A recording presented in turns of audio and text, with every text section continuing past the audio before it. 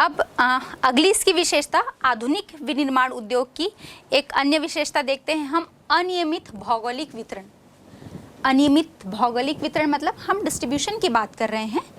तो यदि हम पूरे विश्व स्तर पर देखें तो जो उद्योग हैं वो हमारी पृथ्वी पर, या मैं ये कहूँ कि विश्व में जितने भी स्थलीय भूभाग हैं उस स्थल के कुल भाग का सिर्फ 10% से भी कम क्षेत्र जो हैं उसमें उद्योग लगाए गए हैं। अब ये अनियमित भौगोलिक वितरण का नुकसान ये है कि जैसे एक एग्जांपल लेते हैं कि आपके पास 10 हेक्टेयर ज़मीन है और उस 10 हेक्टेयर ज़मीन में आप कृषि कार्य कर रहे हैं, तो उस कृषि कार्य में सिर्फ आप अपने घर के सदस्य ही लगे हुए हैं और उससे जो उत्पादन होगा वो सिर्फ एक ही परिवार को प्राप्त हो रहा है और उत्पादन से जो आय भी हो रही है वो सिर्फ एक ही परिवार को हो रही है।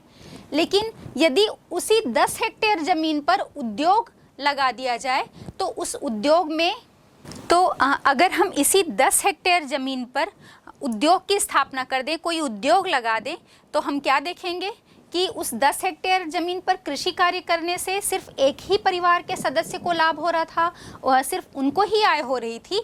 लेकिन यदि हम उसी ज़मीन पर उद्योग लगा दें तो ना जाने कितने ही लोगों को उस उद्योग से रोज़गार मिलेगा और रोज़गार से फिर उन्हें आय जो है वो प्राप्त होगी और उनके जीवन स्तर में सुधार होगा। तो हम ये देखते हैं कि पूरे विश्व में ही, हम फिर से बात कर लें, चाहे हम पश्चिमी यूरोप की बात करें या हम मध्य पूर्वी संयुक्त राज्य अमेरिका की बात करें, तो हम ये देखते हैं जितने भी औद्योगिकरण वाले देश हैं, या मैं ये कहूँ कि जहाँ पर उद्योग की स्थापना ज़्यादा हुई है, वो उद्योग वाले जो देश हैं वो पूरे विश्व में आर्थिक और राजनैतिक शक्ति के जो केंद्र बिंदु के रूप में हैं। मतलब क्योंकि ज़्यादा औद्योगिकरण, ज़्यादा लोगों को रोजगार, अधिक इनकम और लोगों का उच्च जीवन स्तर, ये सब चीज़ें जो है वो कोरिलेट होती हैं एक दूसरे से, और उस देश की जो आर्थिक स्थिति है वो बहुत बेहतर होती है।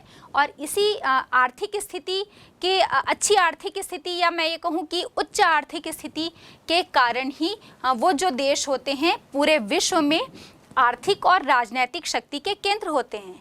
फिर हम अपने अमेरिका का उदाहरण ले सकते हैं। विकसित देश है, पूरी तरह से औद्योगिकृत देश है और इसी के कारण वो पूरे विश्व में अपना परचम लहरा रहा है या अपना वर्चस्व स्थापित किए हुए है। फिर इसी कारण इसकी एक विशेषता हम देखते हैं कि उद्योग के कम विस्तार के बावजूद इसमें रोजगार की जो संभावना है वो बढ़ जाती है, जो किसी देश के विकास के लिए एक बहुत अच्छी कंडीशन जो है वो उत्पन्न करती है। तो ये हो गई अनियमित भौगोलिक वितरण की बात।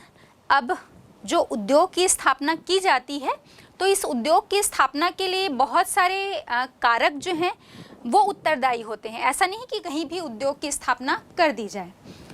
तो क्या ऐसा हो सकता है कि जो मान लो किसी को खाने में कोई इंटरेस्ट नहीं है लेकिन हमने उसको भोजन व्यवस्था का कार्य दे दिया, किसी को साज सज्जा में कोई इंटरेस्ट, कोई रुचि नहीं है लेकिन हमने उसे साज सज्जा का कार्य कर दिया? ऐसा नहीं होता। तो कोई भी समारोह, कोई भी फंक्शन आपके घर में हो रहा है तो हम क्या करते हैं, यदि हम वो सभी कार्य जो हैं वो घर के सभी सदस्यों को बराबर बांट दें, और बांटना या विभाजन करना ही नहीं, विभाजन ऐसा हो स्पेशलाइजेशन के अकॉर्डिंग। जैसा भी हमने कहा कि किसी एक व्यक्ति को खाने में ही रुचि है तो हमने उसे भोजन व्यवस्था का कार्य दे दिया, तो वो क्या करेगा, पूरी भोजन व्यवस्था को बहुत अच्छी तरह से संभाल लेगा। वो कोशिश करेगा कि उसमें लागत भी कम आए और टेस्टफुल खाना जो है वो सभी को उपलब्ध हो पाए। और जब हम किसी को साज सज्जा में बहुत ज़्यादा रुचि है तो हमने वो साज सज्जा वाला जो कार्य है वो उस व्यक्ति के हाथ में सौंप दिया, तो वो भी यही कोशिश करेगा कि भाई चूँकि हमने दो चीज़ें होंगी, एक तो हमने उसे एक जिम्मेदारी दे दी है कि आपको ये कार्य करना है, तो वो क्या करेगा, पूरी लगन से, पूरे धैर्य के साथ वो कार्य करने में लग जाएगा और वो ये कोशिश करेगा कि मैं इस कार्य को और कितना बेस्ट तरीके से, कितना बेहतर कर पाऊँ। और इसके लिए वो उसके द्वारा ये कोशिश की जाएगी कि वो कम से कम लागत पर एक बहुत अच्छी साज सज्जा वाली व्यवस्था दे पाए। तो ये कुछ हम घर में भी देखते हैं, और चाहे ये घर की बात हो या हम शासन के संदर्भ में भी बात करें, हर जगह हम देखेंगे कि जब हम कार्य का विभाजन कर देते हैं, और कार्य का विभाजन जो है वो हम उन्हीं लोगों को करते हैं जिसे उस कार्य में विशिष्टीकरण प्राप्त है, वो स्किल्ड हैं, तो वो कार्य जो है वो बहुत बेहतर तरीके से होता है। और यही चीज़ हम जो विनिर्माण है, आधुनिक विनिर्माण की जो हम बात करते हैं, उसमें संगठनात्मक ढांचा और स्तरीकरण, इस स्तर पर भी हम इस चीज़ को देखते हैं, जिससे हम बेहतर विनिर्माण जो है वो प्राप्त कर पाते हैं। इसके साथ ही साथ हम देखते हैं बड़ा संगठन स्तर होता है। बड़ा संगठन स्तर कह सकते हैं हम, जैसे आपका स्कूल है ना, अब उस स्कूल में भी हम देखते हैं कि लेवलिंग हो रही है या स्तरीकरण हो रहा है ना। स्तरीकरण कैसे कि हर जगह एक अपर, मिडिल और लोअर है ना।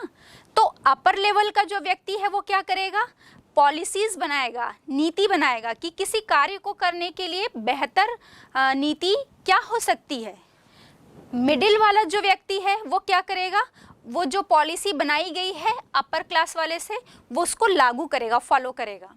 और जो लोअर लेवल का व्यक्ति है वो उसे लागू करने के लिए वो कार्य करेगा। अभी हम एग्जाम्पल ले रहे थे आपके स्कूल का, तो स्कूल में हम देखते हैं कि जो आपके स्कूल के प्राचार्य हैं, प्रिंसिपल हैं, है ना, तो वो क्या करेंगे कि उन्हें अपने स्कूल या अपनी संस्था को बेस्ट बनाना है, तो उसके लिए क्या क्या पॉलिसीज़ होनी चाहिए जिससे वो अपनी संस्था को पूरे स्तर पर बेहतर बना पाएँ। तो इसके लिए वो कुछ पॉलिसीज़ बनाएंगे, और पॉलिसीज़ किस स्तर पर होंगी, उनके पढ़ाई के स्तर पर, उस शाला के साफ सफाई के स्तर पर हो सकती है। और ये तो हो गया अपर लेवल के, है ना, अधिकारी वर्ग हो गए वो। अब उसके बाद जो उस स्कूल के टीचर्स होंगे वो उसके लिए जो प्रिंसिपल ने पॉलिसीज़ बनाई हैं, जो नीतियाँ बनाई हैं, उसे लागू करने का काम करेंगे। और लागू तो वो करेंगे, और ये काम जब वो लागू करवाएंगे तो करेगा कौन। और जैसे साफ़ सफाई की व्यवस्था की बात कर रहे हैं हम, तो उस स्कूल के जो सफाई कर्मचारी हैं लो लेवल के, वो उस कार्य को करेंगे, है ना। जो बेहतर ऑफिशियल व्यवस्था जो है वो बेहतर होनी चाहिए, तो वो कार्य उस ऑफिस के क्लर्क या तृतीय वर्ग के कर्मचारी करेंगे। और रिजल्ट अच्छा चाहिए तो वो टीचर जो है वो बेहतर स्टडी तो करवाएगा ही, लर्निंग करवाएगा ही, लेकिन उस काम को कौन करेंगे, बच्चे। आप टीचर तो पढ़ा देगा, लेकिन आप जब तक हम कह सकते हैं अच्छी तरह से आप पढ़ाई नहीं करेंगे तो रिज़ल्ट तो बेहतर आ ही नहीं सकता। तो टीचर के साथ साथ आपकी भागीदारी भी उसमें होगी ही। तो हम क्या देखते हैं कि ये जो स्तरीकरण है वो एक घर से लेकर, चाहे वो स्कूल हो, शासन प्रशासन का स्तर हो, या हम उद्योग के स्तर पर भी बात करेंगे। उद्योग में भी हम देखेंगे कि एक अधिकारी वर्ग होगा, है ना, जो अपने कारखाने के लिए, अपने उद्योग के लिए पॉलिसीज़ बनाएगा, है ना। उस पॉलिसीज़ को लागू करने के वहाँ के लिए कौन होंगे, वहाँ के जो कर्मचारी हैं।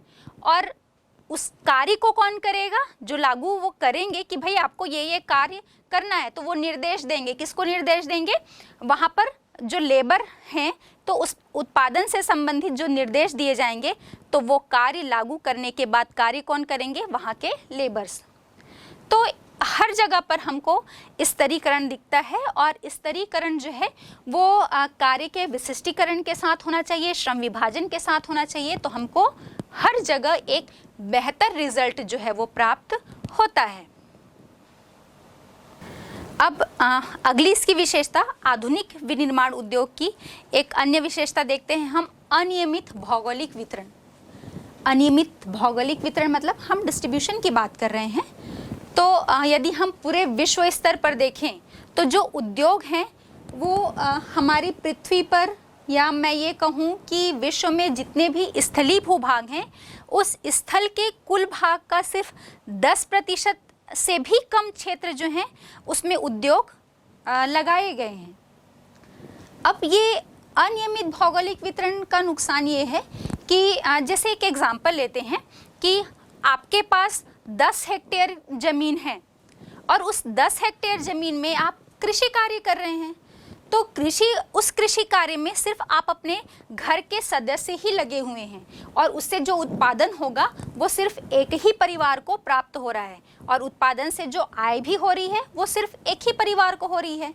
लेकिन यदि उसी 10 हेक्टेयर ज़मीन पर उद्योग लगा दिया जाए तो उस उद्योग में अगर हम इसी 10 हेक्टेयर ज़मीन पर उद्योग की स्थापना कर दें, कोई उद्योग लगा दें, तो हम क्या देखेंगे कि उस 10 हेक्टेयर ज़मीन पर कृषि कार्य करने से सिर्फ एक ही परिवार के सदस्य को लाभ हो रहा था और सिर्फ उनको ही आय हो रही थी। लेकिन यदि हम उसी ज़मीन पर उद्योग लगा दें तो ना जाने कितने ही लोगों को उस उद्योग से रोज़गार मिलेगा और रोज़गार से फिर उन्हें आय जो है वो प्राप्त होगी और उनके जीवन स्तर में सुधार होगा। तो हम ये देखते हैं कि पूरे विश्व में ही, हम फिर से बात कर लें, चाहे हम पश्चिमी यूरोप की बात करें या हम मध्य पूर्वी संयुक्त राज्य अमेरिका की बात करें, तो हम ये देखते हैं जितने भी औद्योगिकरण वाले देश हैं, या मैं ये कहूँ कि जहाँ पर उद्योग की स्थापना ज़्यादा हुई है, वो उद्योग वाले जो देश हैं वो पूरे विश्व में आर्थिक और राजनैतिक शक्ति के जो केंद्र बिंदु के रूप में हैं। मतलब क्योंकि ज़्यादा औद्योगिकरण, ज़्यादा लोगों को रोजगार, अधिक इनकम और लोगों का उच्च जीवन स्तर, ये सब चीज़ें जो है वो कोरिलेट होती हैं एक दूसरे से और उस देश की जो आर्थिक स्थिति है वो बहुत बेहतर होती है और इसी आर्थिक स्थिति के अच्छी आर्थिक स्थिति, या मैं ये कहूँ कि उच्च आर्थिक स्थिति के कारण ही वो जो देश होते हैं पूरे विश्व में आर्थिक और राजनीतिक शक्ति के केंद्र होते हैं। फिर हम अपने अमेरिका का उदाहरण ले सकते हैं। विकसित देश है, पूरी तरह से औद्योगिकृत देश है और इसी के कारण वो पूरे विश्व में अपना परचम लहरा रहा है या अपना वर्चस्व स्थापित किए हुए है। फिर इसी कारण इसकी एक विशेषता हम देखते हैं कि उद्योग के कम विस्तार के बावजूद इसमें रोजगार की जो संभावना है वो बढ़ जाती है, जो किसी देश के विकास के लिए एक बहुत अच्छी कंडीशन जो है वो उत्पन्न करती है। तो ये हो गई अनियमित भौगोलिक वितरण की बात। अब जो उद्योग की स्थापना की जाती है तो इस उद्योग की स्थापना के लिए बहुत सारे कारक जो हैं वो उत्तरदायी होते हैं। ऐसा नहीं कि कहीं भी उद्योग की स्थापना कर दी जाए। तो उद्योग की स्थापना के लिए जो कारक हैं उन पर हम चर्चा करेंगे।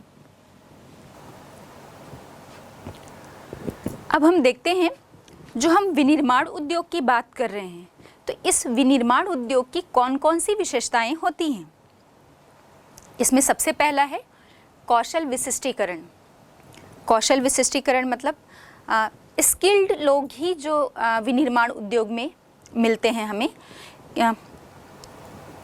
इस कौशल विशिष्टीकरण के दौरान हम ये देखते हैं कि इस विनिर्माण उद्योग में किसी भी एक ही प्रकार की वस्तु का उत्पादन जो है वो बहुत बड़े स्तर पर, बहुत बड़े पैमाने पर किया जा रहा है।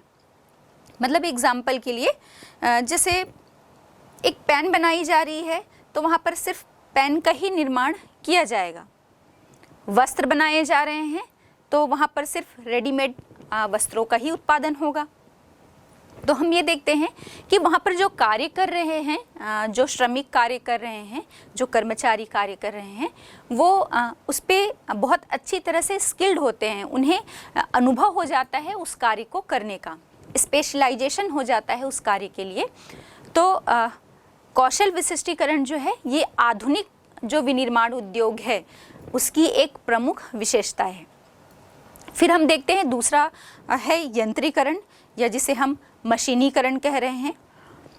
तो यंत्रीकरण में इस प्रकार के जो विनिर्माण उद्योग है, जो आधुनिक हम कहें कि आधुनिक समय में जहाँ पर जो उत्पादन कार्य किया जाता है, तो इस उत्पादन कार्य में जो मानव है, मनुष्य है, वो या श्रमिक का उपयोग बहुत कम होता है। इससे ज़्यादा जो है मतलब कोशिश की जाती है कि ज़्यादा से ज़्यादा कार्य जो है वो मशीन या यंत्रों के द्वारा किया जाए और अभी वर्तमान में तो हम देख रहे हैं कि कंप्यूटर या रोबोट जो है वो व्यक्तियों का कार्य करते हैं। तो यंत्रीकरण जो है ये आधुनिक विनिर्माण उद्योग की एक प्रमुख विशेषता है। फिर तीसरा है आपका प्रौद्योगिकी नवाचार। टेक्नोलॉजी में नवाचार क्या चीज़ है, तो इसमें हम देखते हैं कि कौन कौन सी चीज़ें शामिल होती हैं। तो पहला है शोध और विकसित तरीके से विनिर्माण की गुणवत्ता को नियंत्रित करना। मतलब कोई एक उत्पादन कार्य किया जा रहा है तो उसमें और ज़्यादा रिसर्च किए जाते हैं, स्टडी की जाती है, और ये देखा जाता है कि उस रिसर्च में ये देखा जाता है कि हम उस चीज़ का जो प्रोडक्शन है, उत्पादन जो है, उसको और बेहतर तरीके से क्वांटिटी के साथ ही साथ उसकी क्वालिटी को और कैसे बेहतर बनाया जाए। तो इस पर लगातार जो कार्य है वो किया जाता है। दूसरी चीज़ हम देखेंगे कि जो प्रोडक्शन होता है उससे जो अपशिष्ट निकलते हैं, वेस्टेज जो निकलता है, उसके निस्तारण की व्यवस्था भी इसमें की जाती है। निस्तारण का कार्य किया जाता है, क्योंकि ये जो वेस्टेज है, वेस्ट मटेरियल है या जो अपशिष्ट हैं, ये पूरे एनवायरनमेंट को, हमारे पर्यावरण को बहुत नुकसान पहुंचाते हैं। तो इस बात का भी बहुत विशेष रूप से ध्यान दिया जाता है कि इन वेस्ट मटेरियल्स का उचित रूप से निस्तारण जो है वो किया जाए। फिर हम देखते हैं कि प्रदूषण को कम करने के लिए भी, चाहे वो फैक्ट्री से निकल रहे धुएं की बात हो या अपशिष्ट पदार्थ की बात हो, किसी भी रूप में जो है, या जो विषैली गैसें निकलती हैं कारखानों से, इन सब तरीके से ये देखा जाता है कि जो प्रदूषण हो रहा है उसको कैसे कम किया जाए। तो इनके नवाचार में प्रदूषण को कम करना भी एक, हम कह सकते हैं, इसकी विशेषता जो है वो शामिल होती है या इस पर कार्य किया जाता है। फिर है अदक्षता को समाप्त करना। सबसे बड़ी चीज़ जो है ये आधुनिक विनिर्माण उद्योग में जो प्रौद्योगिकी नवाचार, जो भी टेक्नोलॉजी प्रयोग की जा रही है, उसमें जब हम नवाचार की बात कर रहे हैं तो हम उसमें ये देखते हैं कि जो स्किल्ड लोग हैं, दक्ष लोग हैं, दक्ष श्रमिक, दक्ष या कुशल जो कर्मचारी हैं, वही इस पर कार्य करें। तो इसका प्रमुख उद्देश्य जो होता है, ऐसा नहीं भाई कि कोई भी आया और किसी को भी रोजगार मिल गया, काम मिल गया। आपको सबसे पहले ये काम करना होगा कि जिस हम ये कह सकते हैं कि जहाँ पर आपको कार्य करना है उसके लिए आपको विशेष रूप से कोई डिग्री या डिप्लोमा पहले हासिल करना होगा, और हम उसमें वर्क एक्सपीरियंस को भी देखते हैं कि कार्य, उस क्षेत्र में कार्य करने का कितना अनुभव है, और उसके बाद ही आपको पर्टिकुलर उस क्षेत्र में उत्पादन के दौरान, या हम ये कहें किसी भी, जब हम विनिर्माण उद्योग की बात कर रहे हैं तो वहाँ पर आपको रोजगार मिल सकता है। मतलब एक एग्जाम्पल के लिए, जब हम कपड़े की बुनाई कर रहे हैं तो हमको बुनाई में विशेष दक्षता या हमको है कि कोई डिग्री या डिप्लोमा हासिल करना होगा, तभी हमें उस कपड़े की बुनाई वाले उद्योग में, इंडस्ट्री में कार्य मिलेगा। तो इसका मतलब ये है कि हम उस कार्य में दक्ष हैं, या स्किल्ड लोग ही, जिन्हें उसकी नई नई बारीकियां जो हैं वो पता होती हैं, वही लोग वहाँ पर कार्य कर सकते हैं। तो प्रौद्योगिकी नवाचार का एक प्रमुख इसकी विशेषता हम कह सकते हैं कि इसमें जो श्रमिक कार्य करते हैं, जो अधिकारी या कर्मचारी कार्य करते हैं, उनकी अदक्षता को समाप्त करना। यहाँ पर स्किल्ड लोग ही जो है वो कार्य करेंगे। फिर अगली विशेषता की जब हम बात करते हैं तो देखते हैं कि इसमें एक संगठनात्मक ढांचा और स्तरीकरण भी मिलता है। अब संगठनात्मक ढांचा या स्तरीकरण हम कह रहे हैं तो इसमें कौन कौन सी चीज़ें शामिल होती हैं? तो ये आधुनिक विनिर्माण की विशेषता है। जितनी भी जो हम आधुनिक विनिर्माण की विशेषता की बात कर रहे थे वही इसमें शामिल होंगे। जैसे जो जटिल प्रौद्योगिकी यंत्र, मतलब मशीनीकरण का प्रयोग होगा। चूँकि हम यंत्रों का प्रयोग कर रहे हैं, आधुनिक टेक्नोलॉजी या मशीन का प्रयोग कर रहे हैं, स्किल्ड लोगों को लेकर आ रहे हैं, हम प्रदूषण को दूर करने की कोशिश कर रहे हैं या अपशिष्टों के निस्तारण की जब हम बात करते हैं तो इन सभी के लिए पूंजी की भी आवश्यकता होती है। भाई आप यंत्र या बड़ी बड़ी मशीनें खरीदेंगे, आधुनिक टेक्नोलॉजी का प्रयोग करेंगे, स्किल्ड लोगों को रोजगार दे रहे हैं तो उन्हें वेतन देने के लिए बड़े क्षेत्र की, बड़े भूमि की आवश्यकता होगी। तो इन सभी के लिए आपको पूंजी की भी आवश्यकता होती है। तो संगठनात्मक ढांचा या स्तरीकरण में हमने देखा कि जटिल प्रौद्योगिकी यंत्र तो होता ही है और साथ ही साथ अधिक पूंजी की भी आवश्यकता होती है। फिर हम ये देखते हैं कि विशिष्टीकरण और श्रम विभाजन से विशिष्टीकरण मिल रहा है और श्रम विभाजन भी मिल रहा है।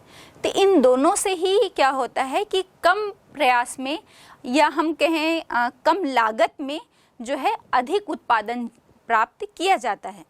जैसे एक एग्जाम्पल लेते हैं, चाहे हम घर की बात करें या अपने राज्य स्तर पर शासन की बात करें या केंद्र स्तर पर हम बात करें या विश्व स्तर पर, किसी भी स्तर पर हम जाएं, तो यदि हम कार्य का विभाजन कर देते हैं तो कार्य का विभाजन करने से जो उस कार्य को कर रहा है उस पर एक विशिष्टीकरण आ जाता है। मतलब वो उस कार्य को करने के लिए बहुत अनुभवी हो जाता है, कुशल हो जाता है, दक्ष हो जाता है। हमारे घर में भी अगर छोटा सा कोई कार्यक्रम हो रहा है, कोई फंक्शन हो रहा है, तो हम क्या देखते हैं? हम ये देखते हैं कि भाई जिन्हें खाने में रुचि है तो उन्हें खान पान की व्यवस्था देखने को दे दिया, जिन्हें साज सज्जा में रुचि है, सजावट में रुचि है, तो उसे हम ये कार्य दे देंगे कि भाई आपको इस साज सज्जा की जो व्यवस्था है, सजावट की जो व्यवस्था है, उस पर आपको कार्य करना है। तो इस प्रकार से हम ये देखते हैं कि यदि हम कार्य का विभाजन कर देते हैं तो बहुत ही सूक्ष्म स्तर, चूँकि उस व्यक्ति को उस पर रुचि है, इंटरेस्ट है उस कार्य को करने के लिए, तो वो और हमने एक रिस्पॉन्सिबिलिटी दे दी कि आपको ये कार्य करना है, तो वो उसे और बेहतर तरीके से करने के लिए अपनी हर एक कोशिश जो है वो करता है।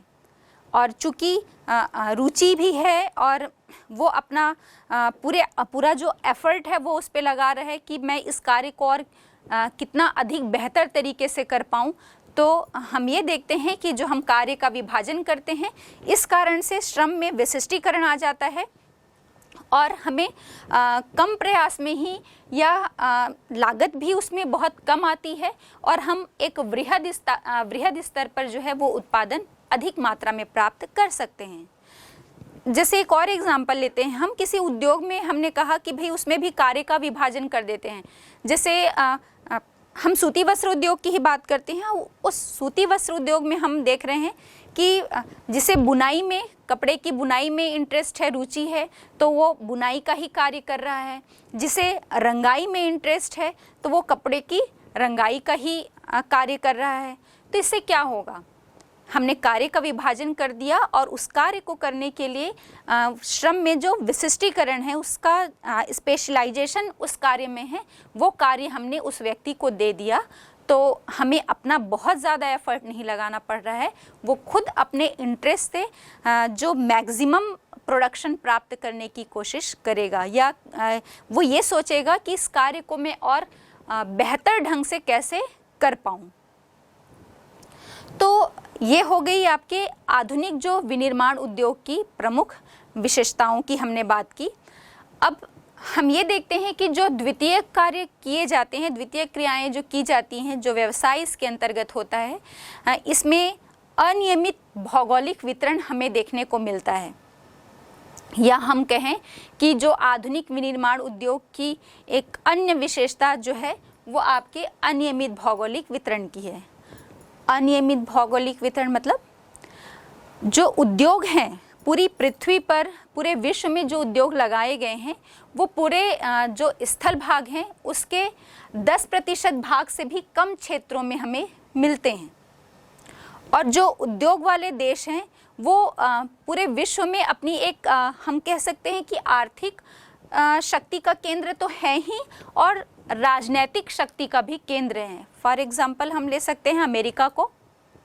चूँकि वहाँ पर बहुत ज़्यादा औद्योगिकरण हो चुका है, तो उस औद्योगिकरण के कारण हाँ वो आर्थिक क्षेत्र में तो उसका एक वर्चस्व है ही पूरे विश्व में, और साथ ही साथ राजनैतिक रूप में भी उसने अपना एक वर्चस्व बनाया हुआ है। तो हमें ये देखने को मिलता है कि जो जितने भी उद्योग वाले देश हैं, अभी हमने बात की, चाहे हम फ्रांस की बात कर लें, अमेरिका की बात कर लें या ब्रिटेन की बात कर लें, तो ये सभी जो देश हैं वो विश्व में एक आर्थिक और राजनैतिक शक्ति के केंद्र हैं।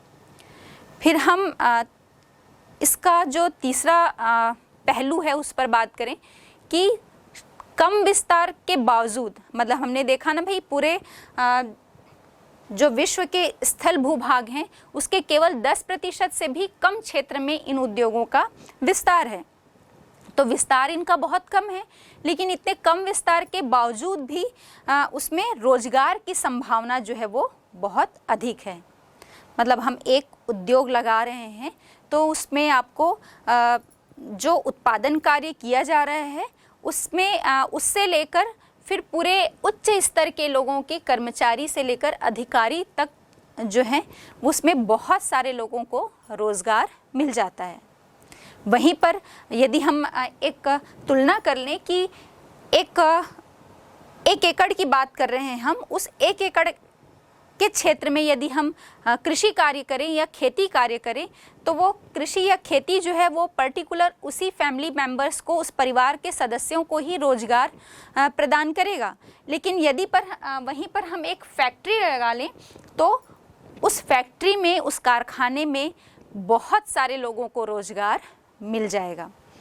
तो हम ये देखते हैं कि कम विस्तार के बावजूद इसमें रोजगार की अपार संभावनाएं होती हैं।